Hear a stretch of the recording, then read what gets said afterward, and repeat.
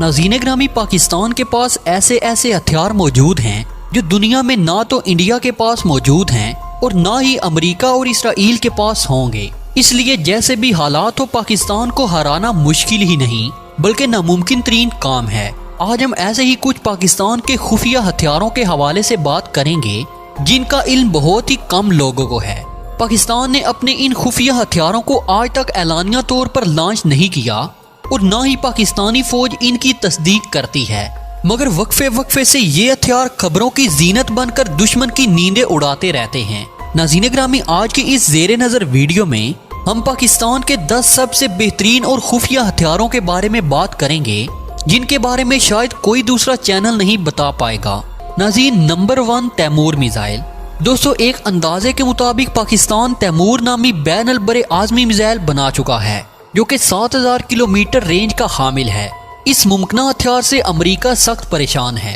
America की इस परेशानी का अंदाजा आप इस बात से लगा सकते हैं कि अमेरिकी सदर बराक ओबामा ने अपने दौरे इक़्तिदार के आखिर में पाकिस्तान को इमदाद के इवज अपने मिसाइलों की रेंज कम करने के सिलसिले में बात की थी, जिसे साबका वजीर आजम नवाज शरीफ ने जनरल राहील शरीफ के खौफ से ठुकरा दिया था। दोस्तों, अमेरिका की ख्वाहिश ये थी कि इमदाद के इवज पाकिस्तानी मिसाइलों की रेंज इस कदर कम कर दी जाए कि मिसाइल इसराइल तक कभी ना पहुंच पाएं और इस मुआहदे की बदौलत पाकिस्तान का तैमूर मिसाइल प्रोग्राम भी खत्म हो जाए। नाज़रीन, नंबर 2 दुनिया का स्मॉल एटम बम। पाकिस्तान का दूसरे नंबर पर खुफिया तरीन हथियार दुनिया के सबसे छोटे एटमी हथियारों को तस्वर किया जाता है।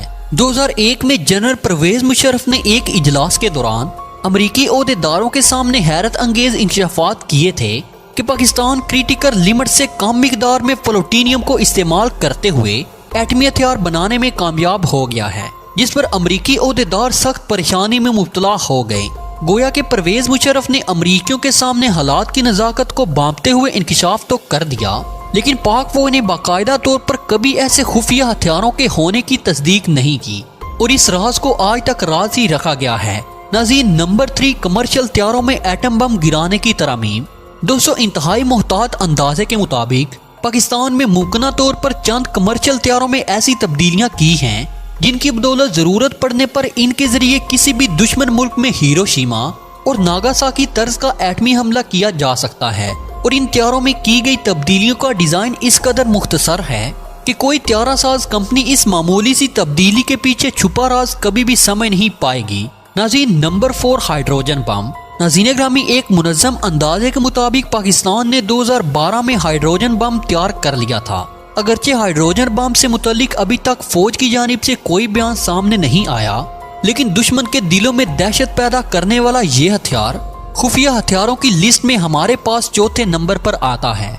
बाज़ अमरीकी माहिरीन के मुताबिक 3 सितंबर 2017 को शिमाली कोरिया ने जिस हाइड्रोजन बम का तजुर्बा किया उसकी टेक्नोलॉजी पाकिस्तान ने शिमाली कोरिया को फरोख्त की थी। नाज़रीन, नंबर 5 स्टेल्थ न्यूक्लियर टॉर्पेडो। दोस्तों, टॉर्पेडो एक ऐसा हथियार होता है जो ज़ेरे समंदर आबदोज की तरह सफर करके समंदर में मौजूद किसी भी बहरी बेड़े या आबदोज को अपनी तबाही का निशाना बनाने की सलाहियत रखता है। मुमकिन तौर पर पाकिस्तान ने आम टॉर्पेडो की तरह एटम बम से लैस एटमी टॉर्पेडो भी तैयार कर लिया है, जिसे खामोशी से दुश्मन के वसी और रीज बंदरगाहों या समंदर में मौजूद बड़े पैमाने पर दुश्मन के जंगी बेड़ों को एक साथ ठिकाने लगाने के लिए इस्तेमाल किया जा सकता है। दोस्तों, वाज़ेह है कि सोवियत यूनियन ने 1955 में न्यूक्लियर टॉर्पेडो का कामयाब तजुर्बा किया था, जबकि पाकिस्तान के लिए इस किस्म का हथियार तैयार करना कोई मुश्किल काम नहीं है। नाज़रीन, नंबर 6 सोलर ड्रोन। दोस्तों, 2015 में ये खबर अखबारात की जीनत बनी जिसमें बताया गया था कि इस्लामाबाद में मौजूद national university of science technology के तालिबे इल्मों ने सोलर ड्रोन को तैयार कर लिया है और ये भी इत्तलाआत मिली थी कि पाकिस्तान एरोनॉटिकल कम्प्लेक्स की ज़ेरे निगरानी सोलर ड्रोन प्रोजेक्ट पर बाकायदा काम शुरू कर दिया गया है।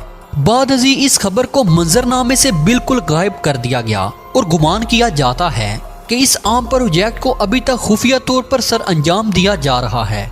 वाज़ेह है कि सोलर ड्रोन मुस्तकबिल करीब में सैटेलाइट की जगह ले लेंगे, क्योंकि सोलर ड्रोन कई माह के तवील अरसे के लिए इंतहाई बुलंदी पर मुसलसल और खुदकार तरीके से परवाज करने की अहलियत रखते हैं और दुश्मन के इलाके से मुतल्लिक आम मतलूबा मालूमात पहुंचाने में अपना कलीदी किरदार अदा कर सकते हैं। नाज़रीन, नंबर 7 इलेक्ट्रोमैग्नेटिक पल्स वेपन। दोस्तों, इलेक्ट्रोमैग्नेटिक पल्स वेपन ऐसे हथियार को कहा जाता है जो निहायत खामोशी से दुश्मन के किसी भी मखसूस इलाके में मौजूद तमाम तर मवासलाती निज़ाम को सिर्फ 1 सेकंड के मुख्तसर वक्त में दरहम बरहम करने की अहलियत रखता हो। मतलब ये हथियार निहायत खामोशी से दुश्मन के बिजली पर चलने वाले तमाम तर निज़ाम को मफलूज कर सकता है, जिसमें दुश्मन के मिसाइल सिस्टम, एंटी एयरक्राफ्ट और एंटी मिसाइल सिस्टम और दीगर सैकड़ों निज़ाम शामिल हैं। कुछ अरसा कबल इससे मुतल्लिक खबरें मीडिया की जीनत बनी, जिसमें बताया गया कि पाकिस्तानी स्टूडेंट इस पेचीदा और मुश्किल टेक्नोलॉजी को इजाद करने में कामयाबी हासिल कर चुके हैं, जबकि बाद अजी इस खबर को भी मंजरनामे से बिल्कुल गायब कर दिया गया। नाज़रीन, नंबर 8, पाकिस्तान का खुफिया लेजर हथियार। दोस्तों, पाकिस्तान आर्मी ने 25 अप्रैल 2012 को मुजफ्फरगढ़ में मुनक्किद जंगी मशकों में लेजर टेक्नोलॉजी की मदद से दुश्मन के टैंकों के इंजन बंद करने का अमली मुजाहरा किया था।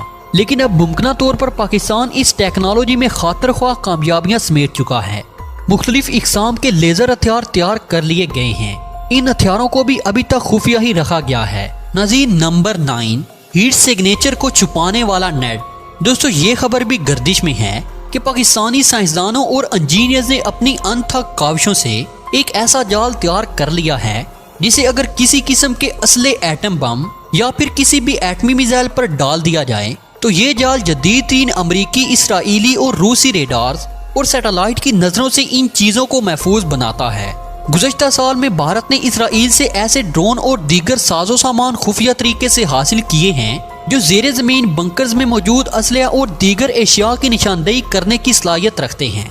लेकिन पाकिस्तान के पास मौजूद इस मुमकिन टेक्नोलॉजी से ये तमाम तर दुश्मन के किसी भी काम नहीं आने वाली। नाजरीन, हमारे पास आखिरी नंबर पर यानी 10वें नंबर पे है मजबूत तरीन आर्मर्ड। 2003 में जब ऑपरेशन इराकी फ्रीडम के नाम पर अमरीकी M1 इब्राहिम टैंक इराक की गलियों में दंदनाने और तबाही फैलाने लगे तो इराक भर में फैले मुजाहिदीन सरतोड़ कोशिश करने के बावजूद इन अमरीकी टैंकों को मौसर हमले के बाद भी तबाह नहीं कर पाए थे, क्योंकि इन टैंकों के ऊपर और इर्द गिर्द ऐसी मजबूत तरीन धात को लगाया गया था जिस पर हर तरह का हथियार बेअसर साबित हुआ। बाद में मालूम हुआ कि वो धात दरअसल यूरेनियम के मरकब से बनाई गई थी। दोस्तों, ये धात दुनिया की मजबूत तरीन और खुफिया रखी जाने वाली धात है।